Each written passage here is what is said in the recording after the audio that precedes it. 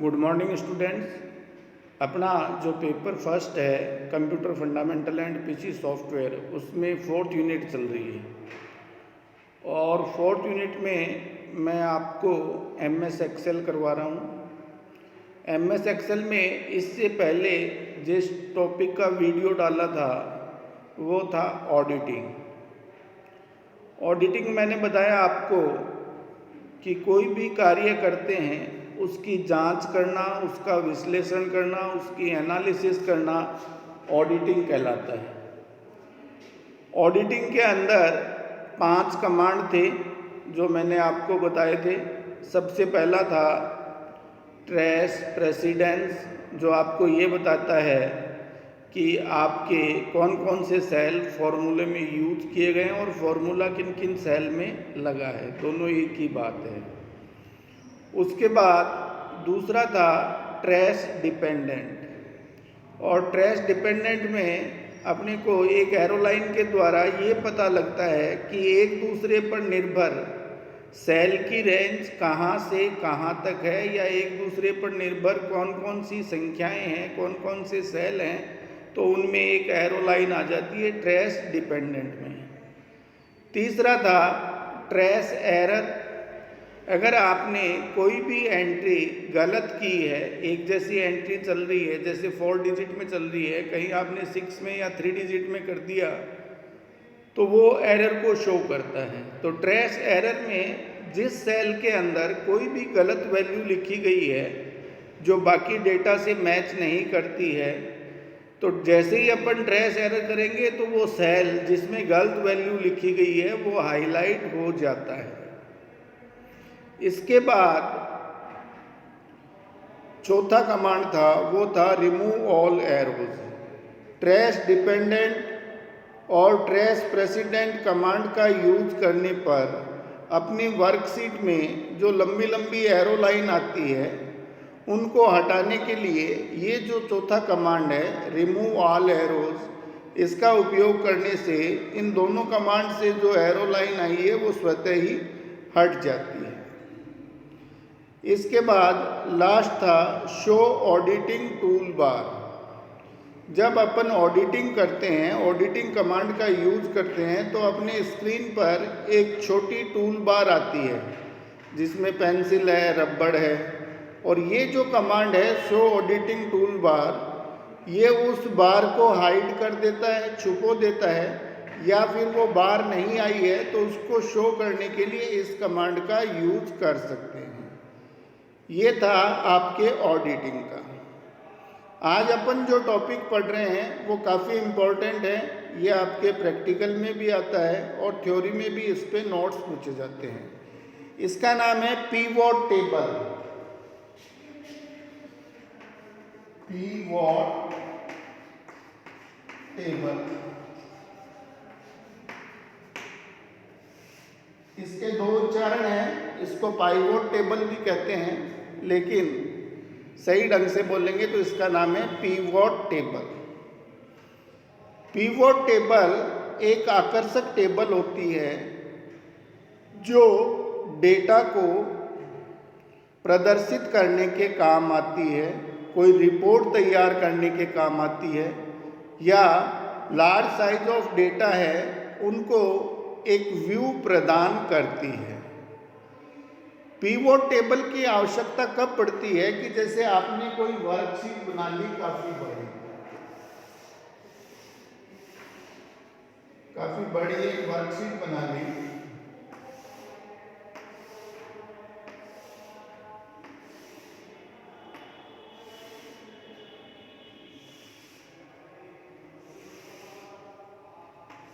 Worksheet आपको पता है कि रो और कॉलम में से जो एक्सेल में ये इस प्रकार की सीट बनती है जिस पे अपन काम करते हैं उसको बोलते हैं वर्कशीट। इसमें कॉलम को अल्फाबेट के द्वारा प्रदर्शित किया जाता है, ABCDEFG इस प्रकार से, और रो को नंबर द्वारा।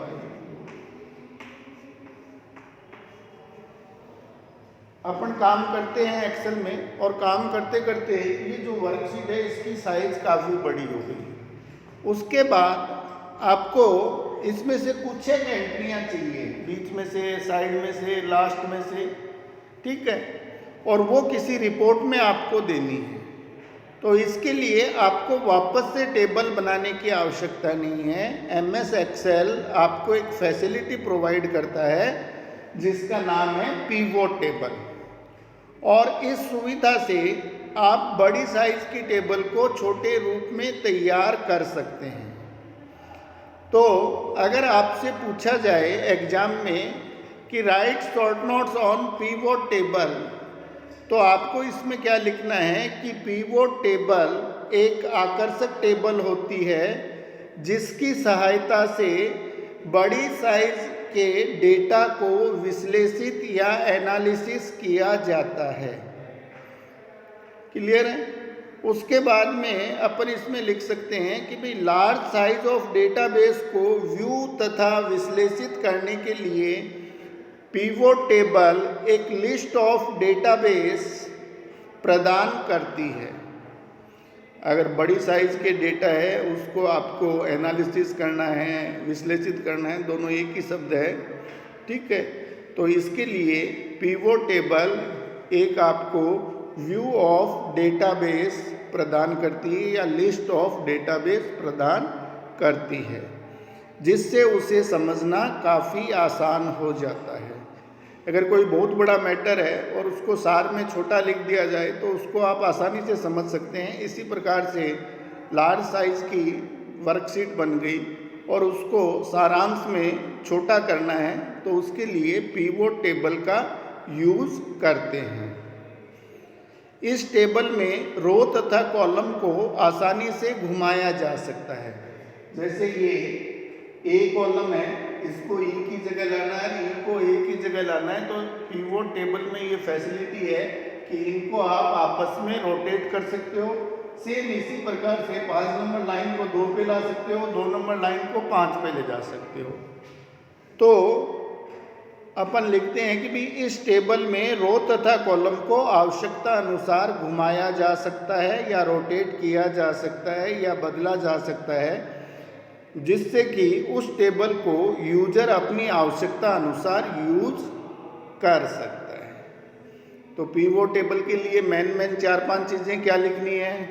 नंबर 1, ये आकर्षक टेबल होती है। नंबर 2, इसकी सहायता से बड़ी साइज के डेटा को विश्लेषित किया जा सकता है या एनालिसिस किया जा सकता है। Number 3, large size of data को व्यू तथा विश्लेषित करने के लिए पिवोट टेबल एक लिस्ट ऑफ डेटाबेस प्रदान करती है। नंबर 4, इस टेबल में रो तथा कॉलम को आसानी से घुमाया जा सकता है, जिससे कि इस टेबल को यूजर अपनी आवश्यकता अनुसार यूज कर सकता है। फिर आगे लिखेंगे पिवोट टेबल का उपयोग रिपोर्ट तैयार करने के लिए या डेटा को प्रदर्शित करने के लिए किया जाता है। पिवोट टेबल का मेनली यूज कहाँ होता है? जहाँ कोई रिपोर्ट तैयार करनी है, जहाँ कोई डेटा को प्रदर्शित करना है, वहाँ पिवोट टेबल का यूज किया जाता है।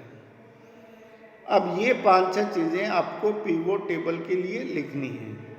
इसके बाद आप पिवोट टेबल बनाओगे कैसे?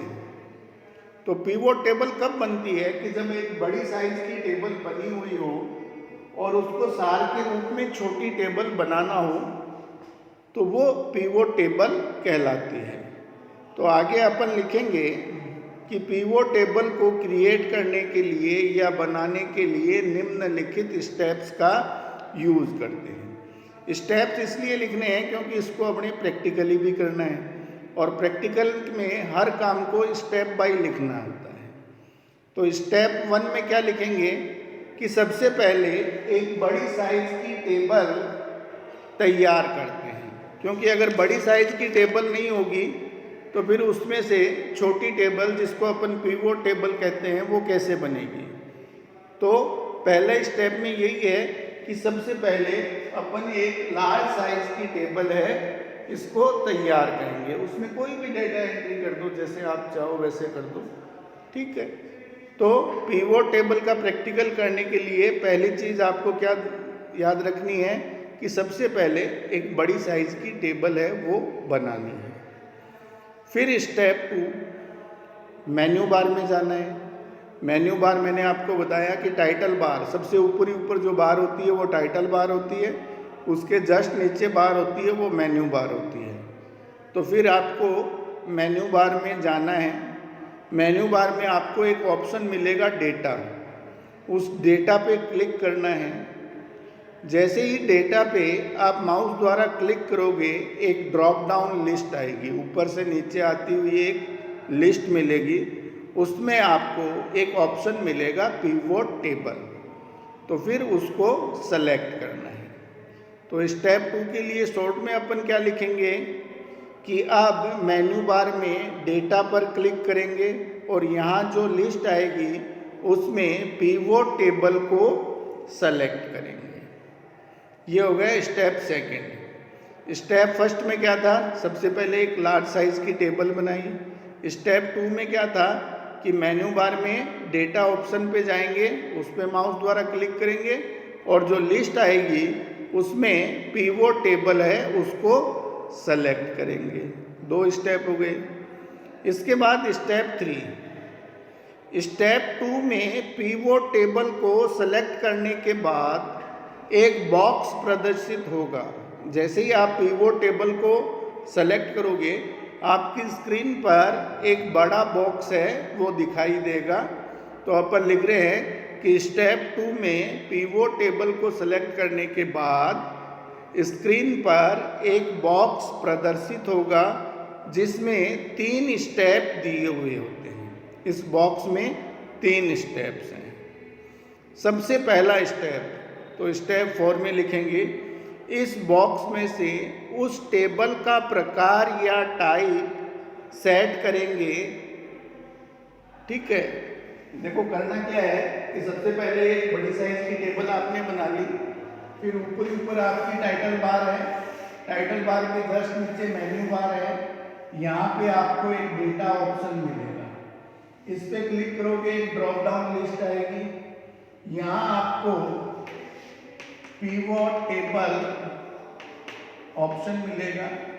इस पिवोट टेबल पे आप जैसे ही माउस द्वारा डबल क्लिक करोगे तो आपके स्क्रीन पर एक बॉक्स आएगा। इस बॉक्स में 3 स्टेप दिए हुए होते हैं। सबसे पहला स्टेप है, उसमें आपको पिवोट टेबल का टाइप या प्रकार है उसको सेलेक्ट करना है या उसको सेट करना है कि आप किस प्रकार की टेबल चाहते हैं।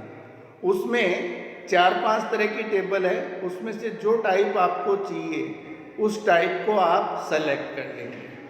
टाइप सेलेक्ट करने के बाद नीचे यहाँ आपको नेक्स्ट बटन मिलेगा, इस नेक्स्ट बटन पे क्लिक करना है।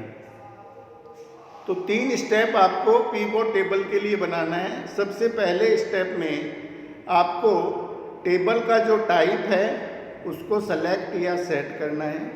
उसके बाद इस बॉक्स में जो नेक्स्ट बटन है उस पर क्लिक करना है।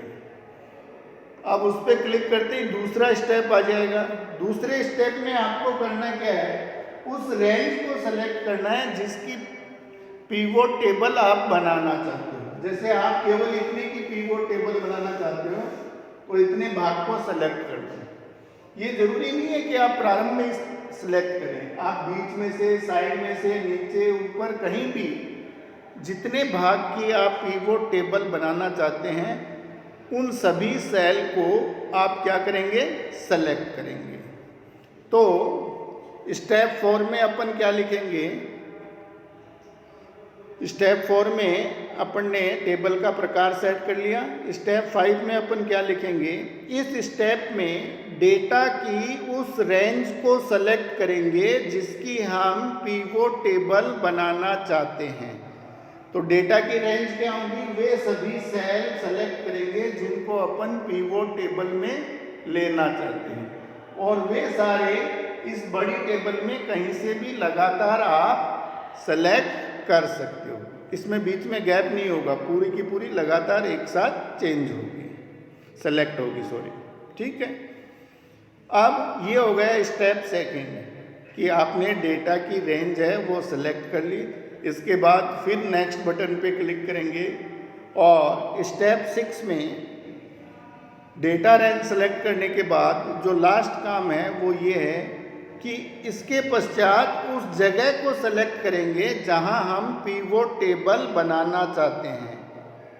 तो आप अगर इसी वर्कशीट पे बनाना चाहते हैं तो इसमें जो खाली जगह है वहां पे जाके माउस द्वारा एक दफे क्लिक कर देना, तो ये सेल है, इसमें एक रसर आ जाएगा। तो इसके आगे की जो जगह है जितनी उस पिवोट टेबल में आवश्यक है उसको ये ले लेगा। एक तो ये है। दूसरा, यहाँ नीचे शीट 1 शीट 2 इस प्रकार से लिखा होता है। तो अभी अगर आप शीट 1 में काम कर रहे हैं और पिवोट टेबल शीट 2 में बनानी है तो शीट 2 पे आप क्लिक करोगे, खाली आ जाएगी, वहां पे माउस द्वारा क्लिक कर देना, शीट 2 में जाके बन जाएगी। ठीक है।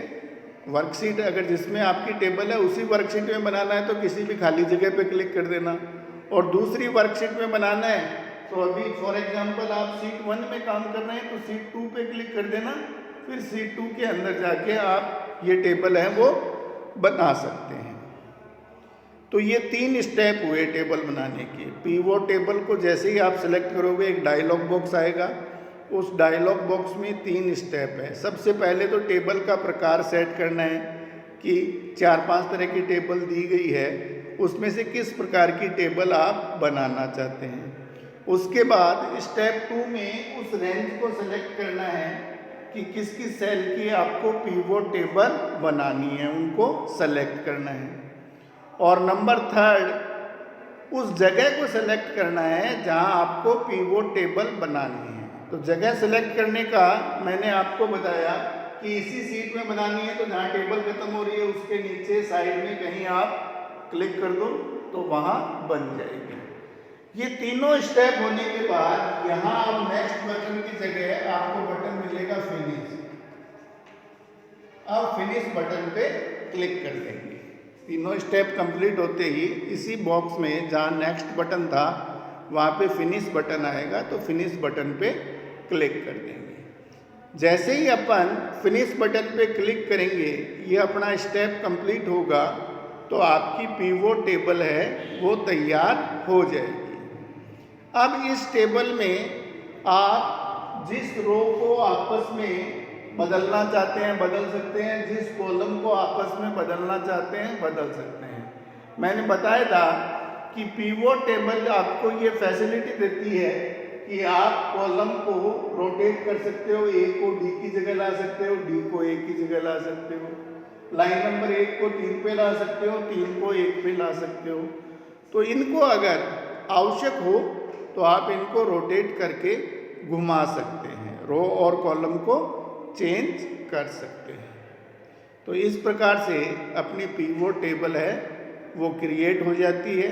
और पिवोट टेबल का यूज कहाँ करते हैं? रिपोर्ट तैयार करने में, डेटा को प्रदर्शित करने में। ये 7 स्टेप हैं जो आपको प्रैक्टिकल फाइल में भी लिखने हैं, और अगर आपसे एग्जाम में पूछा जाए भी पिवोट टेबल क्या है तो वहाँ भी ये 7 स्टेप लिखने हैं। क्या हेडिंग लगा के लिखने हैं कि पिवोट टेबल को क्रिएट करने के लिए या बनाने के लिए निम्नलिखित स्टेप्स का यूज़ करते हैं।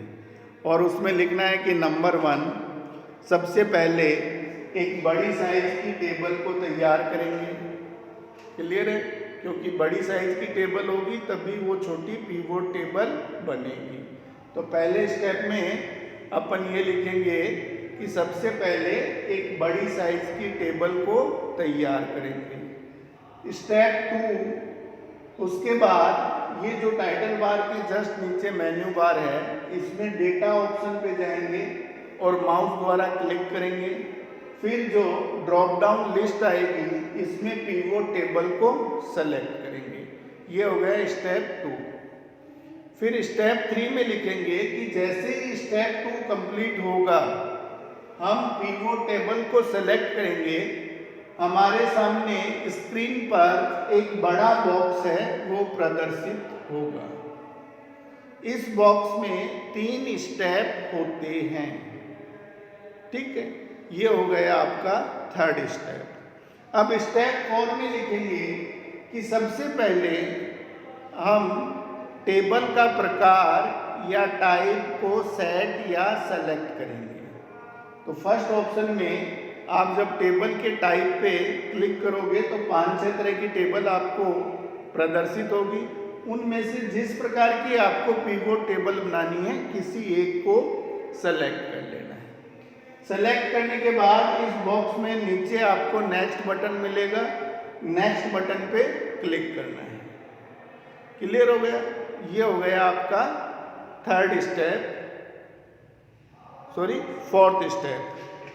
अब फिफ्थ स्टेप में अपन क्या लिखेंगे कि इस स्टेप में उस रेंज को सेलेक्ट करेंगे जिसकी हम पिवोट टेबल बनाना चाहते हैं। तो इस बड़ी टेबल में से चाहे ये भाग हो, चाहे ये भाग हो, चाहे नीचे हो, चाहे बीच का भाग हो, जिसकी आपको पिवोट टेबल बनानी है उन सेल को आपको सेलेक्ट करना है। ये हो गया स्टेप 5। अब जैसे ही ये रेंज सेलेक्ट होगी अपन फिर नेक्स्ट बटन पे क्लिक करेंगे, ठीक है, और ये आ जाएगा। नेक्स्ट बटन पे क्लिक करते ही स्टेप 6। स्टेप 6 में अपन क्या करेंगे, उस जगह को सेलेक्ट करेंगे जहां हम पिवोट टेबल बनाना चाहते हैं। जगह के लिए मैंने आपको बताया कि सेम वर्कशीट पे बनानी है, तो जहां आपकी टेबल खत्म हो रही है वहां नीचे या साइड में आप किसी एक सेल पे सेलेक्ट कर दें, क्लिक कर दें। क्लिक करने से इसके आगे वो पिवोट टेबल तैयार हो जाएगी, चाहे ऊपर हो चाहे नीचे हो। एक तो ये है। दूसरा, आप चाहते हो कि भी मैं इस वर्कशीट में न बना के किसी और वर्कशीट में बनाऊं, तो जहां ये एक्सेल की सीट खत्म होती है वहां नीचे सीट 1, सीट 2 इस प्रकार से लिखा होता है। तो इसमें से आपको जिस सीट को सेलेक्ट करना है उस सीट पे क्लिक कर लो। अब जैसे सीट 1 में काम कर रहे हो तो सीट 2 पे आप क्लिक कर लो। जैसे ही सीट 2 पे क्लिक करोगे एक खाली सीट आपके सामने आ जाएगी और उस सीट में क्लिक करते ही ये जगह हो गई सीट 2 में।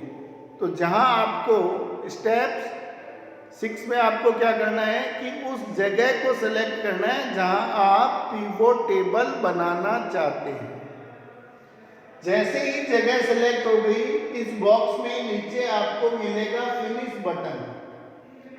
अब इस फिनिश बटन पे जैसे ही अपन क्लिक करते हैं तो आप देखोगे कि जो जगह आपने सेलेक्ट की थी और जो रेंज आपने सेलेक्ट की थी उस रेंज की टेबल उस जगह पे आ गई जहां आपने उसको सेलेक्ट किया था। टाइप भी वही आएगा जो टाइप आपने सेलेक्ट किया था।